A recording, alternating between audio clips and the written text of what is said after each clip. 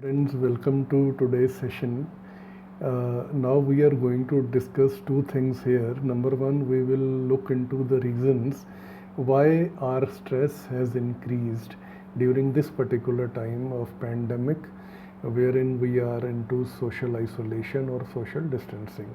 Secondly, we will also look into the ways in which we can counter this situation and help ourselves to come out of it or cope up with the present situation. So, coming on to the reasons why the stress is increasing during this particular period of time is number one reason is we have to spend more time at home. Now, if there is somebody negative, somebody who is toxic inside our home, we have to spend more time with him or her.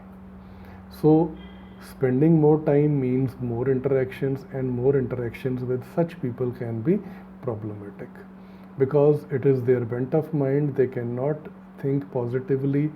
Whatever you do for them, whatever you do with them, they will try to dig out something negative, some reason to fight, some reason to argue, because that is their bent of mind. They cannot believe others, they cannot trust others, they cannot see positivity in whatever you do.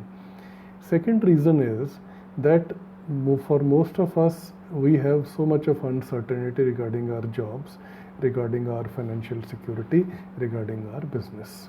So that is another reason why we are stressed, and our stress has increased as compared to before. Third reason is that our daily routines have been interrupted. There was some schedule, there was some routine that we had been following throughout the day earlier. Now we have very less to do. Our routines have been disrupted. We feel bored. We don't have much meaningful things to do as it was before. So this is another reason which is increasing our stress and is creating a problem for us. Fourth thing is, in our lives we always have at least a few people who are better than others. Now we had been discussing in the previous video that it is very difficult to find good people, supportive people who love you, who care for you, who are there for you, who are thankful to you, for whom the relation with you matters more than their ego. But still, some of us are lucky enough that we have somebody in our lives, or we have a few people with whom we can at least share a few things, if not everything. Now, because of social distancing and because of the lockdown that we had been going through, we have been locked inside the homes and we are not able to meet them or share with them. That has also increased our stress levels. Last but not the least, the fifth reason here is we have been listening to news off and on, because and moreover that has increased because of the tensions that we are facing, our country is facing at the border with China and with Pakistan. So the more we listen to the news, more negativity goes into our mind, and we feel that all around us there is the situations are negative and we are in danger, and it might harm our life in one way or the other. So these are the five reasons why stress has increased during this particular period of time, that is the past 2 to 3 months. Now coming to the solution to it, how can we fight with it, how can we cope up with it? First and foremost, you have to take care of yourself. How can you take care of yourself? First of all, you take care of your health. Do some mild exercise inside the home itself. You have a lot of videos on YouTube. They teach you how you can do exercise inside the home and stay fit. Secondly, you can focus on improving your health by eating healthy. Cook healthy meals, eat healthy, keep yourself fit, stay safe. Moreover, to fight with the boredom and with the frustration and with the problem that we discussed, that is our disrupted routines, we can make our days somewhat more meaningful by pursuing some hobby. Suppose if you have a hobby that is, you love to draw, you love to paint, you love to sing, you love to write, you should pursue your hobby. Give some time to your hobby during these days. Apart from it, you can learn something new, learn some new language, learn some new skill. You have mobile phones in your hands, and mobile phones are not less than a complete university today, because on each and everything you find endless knowledge, even if you switch on to YouTube itself. Apart from it, what you can do is you can fix up some routine, you can plan your day in advance, and you can follow some good routine that makes you feel good and you feel positive about yourself. Third thing is, so far as the toxic or the negative member of your family is concerned, you should limit your interaction with them. You should avoid such situations where they find a chance to create a conflict. Moreover, keep minimum expectations, keep realistic expectations.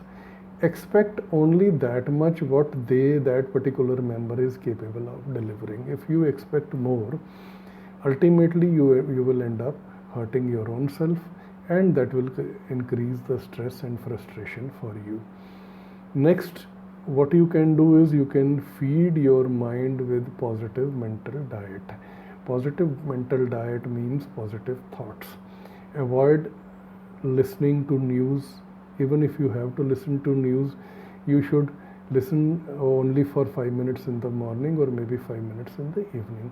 Throughout the day, read some good books, read positive thoughts, listen to positive motivational and educational videos on YouTube, rather than wasting your time and feeding your mind with negativity. Next is, you should be in touch with the positive people, those people who care for you, who love you, or who are better as compared to the world around. So how you can do is connect with them digitally. Even if you are unable to meet them, you have the option of messaging, you have the option of calling them, you can talk to them and feel them around you on a video chat. So be connected with them. See, we always complain about other people. We should also value those people who care for us, who are positive, who are supportive. And if we also behave in an indifferent manner and we don't take care of them, then I'm sorry to say we deserve the negative and bad people only, because we are also like them. We should not be selfish. We should have genuine concern for those people who are concerned for us. So it should always be mutual. Last but not the least, a very important point here is, you should write in a journal. Keep a diary. Write your positive and negative emotional thoughts, whatever feelings you have, whatever experiences you had throughout the day. Writing in a diary is just like as if you are sharing with somebody, you are speaking to somebody, and you are trying to vent out that negativity that is frustrating you more and more. So if you cannot share with somebody, share it with yourself. Write it on a diary, write it on a journal. At the same time, you should express gratitude. Every day, write what you are thankful for, what good has happened in your life. In that way, you will vent out negativity, you will increase positivity, you will be more thankful, and you will be happy. So friends, if you take care of these things, the life will be much more easier, much more better for all of us during this very difficult time that we are going through. So take care of yourself, and if you feel these points had been of some help to you, I would request you to share these with your family and friends, so that they also benefit from it and they are also able to pull themselves out of any kind of stress or frustration that they are facing. So best wishes to all of you. Thanks for watching this video. Bye-bye.